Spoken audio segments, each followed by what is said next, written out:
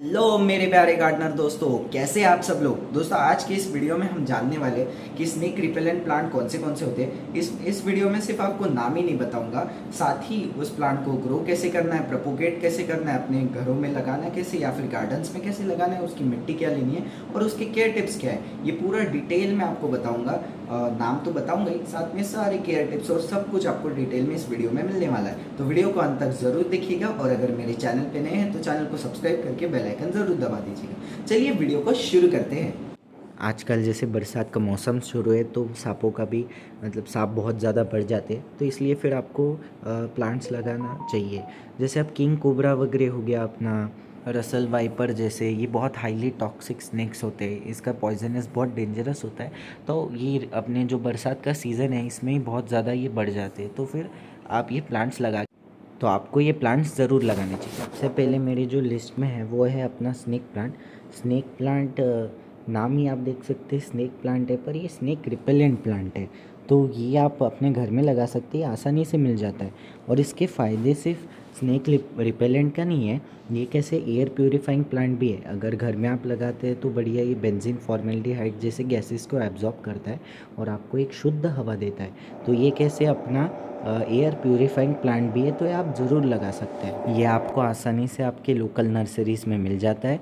और अगर इसे उगाना है तो कैसे प्रोपोगेट किया जाता है, इसे कटिंग से प्रोपोगेट किया जाता है। सिंपल जो आपकी कटिंग होती है वो आपको काट लेना है और मिट्टी में लगा देनी है, ऐसे प्रोपोगेशन इसका हो जाता है। और सिंपल अभी आप देख रही है, ऐसे एक छोटे गमले में ही लगाना चाहिए। स्नेक प्लांट को छोटे गमले पसंद है। और जैसे अभी ये मैंने आउटडोर्स लगाई है, आप देख सकते हैं ऐसे उगाए जाते हैं। अब इसके मिट्टी के बारे में बात करते हैं तो कैसी मिट्टी लगती है। स्नेक प्लांट को रेतीली मिट्टी लगती है, इंडोर आउटडोर दोनों जगह रख सकते हैं। लो लाइट वाला प्लांट है, आपको जहाँ ट्यूबलाइट की रोशनी आती है वही रखना है, ज़्यादा धूप में इसे नहीं रखना है। और अभी मिट्टी के बारे में बात करें तो इसे रेतीली मिट्टी में रखना है आपको, और 50% अपनी गार्डन सॉइल मिलानी है और थोड़ा सा ही कंपोस्ट लगता है, ज़्यादा कुछ इसे खाद नहीं लगती है, बस थोड़ा सा कंपोस्ट मिला के बढ़िया से उस पॉट्स में आपको लगा देना है। ये आपको सांप से भी बचाएगा और अपने स्नेक रिपेलेंट भी है ये, और बढ़िया से आपके घर में ये सुंदर भी दिखेगा। और एयर प्यूरिफाइंग प्लांट तो है ही, इसके बहुत सारे फ़ायदे हैं, तो ये आपको ज़रूर लगाना चाहिए। स्नेक प्लांट के साथ एक इशू होता है कि वो सड़ने लगता है, तो उसकी प्रॉब्लम बताता हूँ। वो ओवर वाटरिंग के कारण होता है। जब अगर आप इसे इंडोर लगा रहे हो तो आपको सिंपल क्या करना है, रेतीली मिट्टी ज़्यादा बढ़ानी है। जैसे 70% आप रेतीली मिट्टी लीजिए और 30% अपनी गार्डन सॉइल लीजिए, ऐसे कीजिए, जिससे कि कैसे इंडोर अगर ओवर वाटरिंग हो भी जाती है तो आपका प्लांट ख़राब नहीं होगा और हरा भरा रहेगा और बढ़िया से आपको ये मदद करे। स्नेक प्लांट के काफ़ी मेरे चैनल पे वीडियोस भी, अगर वो भी आपको चेक करने में, आई बटन या फिर एंड स्क्रीन या कमेंट बॉक्स में डाल दूंगा, उसे भी आप चेकआउट कर सकते हैं, या फिर हाँ पिन कर दूंगा।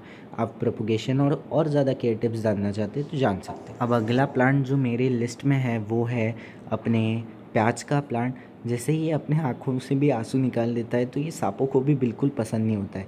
जैसे हमारे आँखों में से पानी इसलिए आता है क्योंकि इसमें सल्फ्यूरिक एसिड होता है, जिससे ये इरिटेशन करता है आँखों में।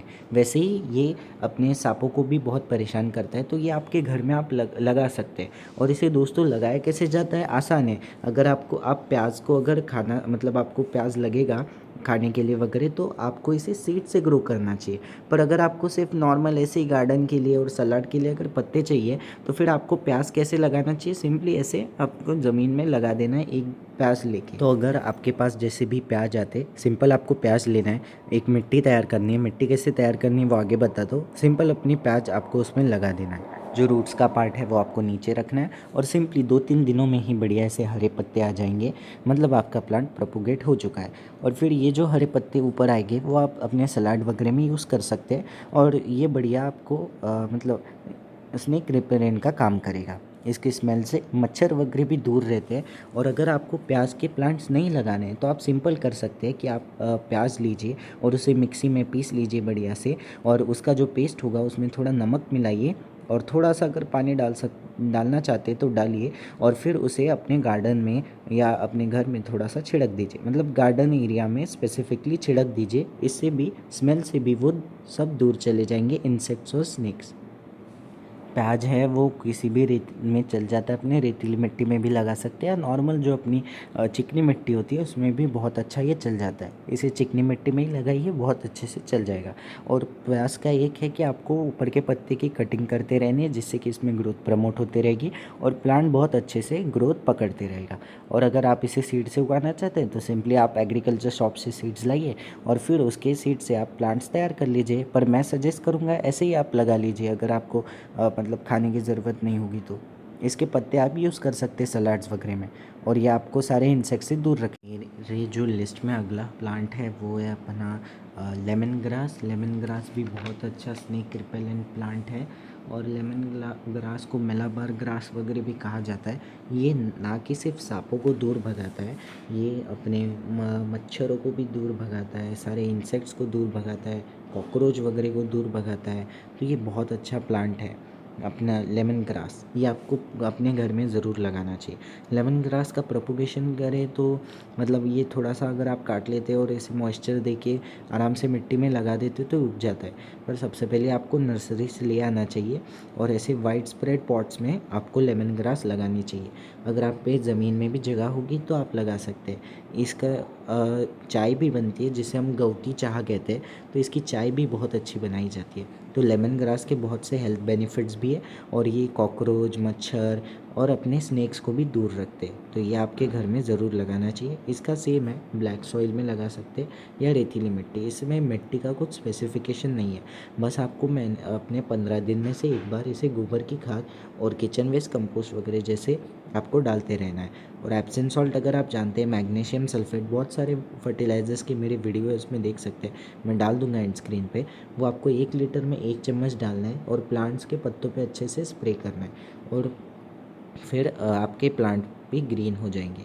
बस इतने ही इसके केयर टिप्स है, बस ऐसे उगाइए और इस प्लांट को। अगला प्लांट मेरे जो लिस्ट में है वो है गार्लिक का प्लांट। जो अपने लहसुन होते हैं, सिंपल लहसुन आप ले सकते हैं जो किचन में हमारे आते हैं, वो लहसुन बस आपको मिट्टी में लगा देना है। ये क्या है, लहसुन कैसे मच्छर के भी रिपेलेंट है, आप घर के अपने विंडोज़ वगैरह पे भी रख सकते हैं, मच्छरों को भी दूर भगाएंगे और सांपों को भी। अपने गार्डन्स में बढ़िया से लहसुन लगाते जाइए। जो भी आपके बड़े बड़े पॉट्स होंगे ना, कोई फ्लावरिंग पॉट्स वगैरह, उसमें भी थोड़े से लहसुन के ऐसे आप ये लगा सकते हैं प्लांट्स, थोड़े थोड़े करके लगाइए, जिससे कि कैसे स्नेक्स भी दूर रहेंगे और ये मच्छरों को भी दूर भगाता है। तो लहसुन का प्लांट भी बहुत अच्छा है। लहसुन का एक स्पेसिफिक है कि लहसुन को जैसे जब आप लगा रहे हैं तो लहसुन के लिए थोड़ी सी रेतीली मिट्टी रहनी चाहिए। ज़्यादा आप ब्लैक सॉइल मत ले लीजिएगा, क्योंकि उसमें अगर ज़्यादा पानी डालते हैं तो हमें उसमें फंगस का खतरा रहता है प्लांट को। इसलिए फिर आप उसे रेतीली मिट्टी में उगाइए। और सनलाइट का है, उसे थोड़ा सा उसको धूप चाहिए रहती है, तो ऐसी जगह पे रखिए जहाँ पे अच्छी खासी लाइट आती है, वहाँ पे लहसुन का पौधा अच्छे से उग जाएगा। बस लहसुन भी बहुत अच्छा ये अपना स्नेक रिपेलेंट प्लांट है। नेक्स्ट जो मेरी लिस्ट में है वो है इंडियन स्नेक रूट। इसे हम सर्पगंधा भी कहते हैं, बहुत सारी नर्सरीज़ में आपको मिल जाता है। तो ये भी पौधा आपको ज़रूर ट्राई करना चाहिए, बहुत अच्छा स्नेक रिपेलेंट प्लांट है। और मतलब इसके जो पत्तों से हम ये बनाते हैं, ये मेडिसिन्स वगैरह में भी बहुत ज़्यादा यूज़ किया जाता है। और अगर किसी को सांप काट लेता है तो भी उसके मेडिसिन्स में भी यूज़ किया जाता है। और ये बीपी को नॉर्मल रखने के भी मेडिसिन्स में यूज़ किया जाता है सर्पगंधा। तो सर्पगंधा या इंडियन स्नेक रूट प्लांट भी बहुत अच्छा प्लांट है, ये आपको लगाना चाहिए। ये स्नेक रिपेलेंट प्लांट है और ये काफ़ी बेनिफिट्स देता है और हेल्थ के भी काफ़ी बेनिफिट्स है। तो ये जो अगले मेरे लिस्ट में प्लांट है वो है झेंडू का प्लांट, मारीगोल्ड का प्लांट। काफ़ी अच्छा प्लांट है, दिखने को भी आप जानते बहुत अच्छा दिखता है, इसके फूल भी बहुत काम के होते हैं। तो मारीगोल्ड का प्लांट आराम से उग जाता है। ग्रोइंग के बारे में बात करें तो मारीगोल्ड का प्लांट होता है, सीड से उगता है। जो भी आप झेंडू के फूल लाते हैं, सिंपल उसे धूप में सुखा लेना है और फिर वो सूखे हुए झेंडू आपको मिट्टी में डाल देना है। इससे झेंडू के प्लांट्स ग्रो हो जाते हैं, काफ़ी सुंदर भी दिखता है और स्नेक रिपेलेंट प्लांट भी है। और दोस्तों और इसकी क्या टिप है पता है, ये जो है मॉस्किटो रिपेलेंट प्लांट भी है। तो मारीगोल्ड का प्लांट भी बहुत अच्छा है, रेतीली मिट्टी में चल जाता है। 50% दोनों मिट्टी रखनी है और इसे कंपोस्ट बहुत लगता है। तो vermicompost, kitchen waste compost, जो गोबर की खाद है वो इसे आपको डालते रहना है। और इसे पेस्ट वगैरह भी बहुत लगते हैं, तो आपको इसे नीम ऑयल का 1 लीटर में 1 चम्मच डाल के आपको इसमें स्प्रे करना है। नीम ऑयल का वीडियो नहीं देखा तो मैं एंड स्क्रीन पे डाल दूँगा। बस इतनी केयर टिप्स है इसकी। कैसा लगा आपको वीडियो अगर अच्छा लगा होगा तो वीडियो को लाइक करना, मेरे चैनल को सब्सक्राइब करके बेल आइकन ज़रूर दबा देना। और दोस्तों अगर आपको और वीडियोस देखने हैं तो यहाँ पे क्लिक कर सकते हैं। Thank you for watching, happy gardening.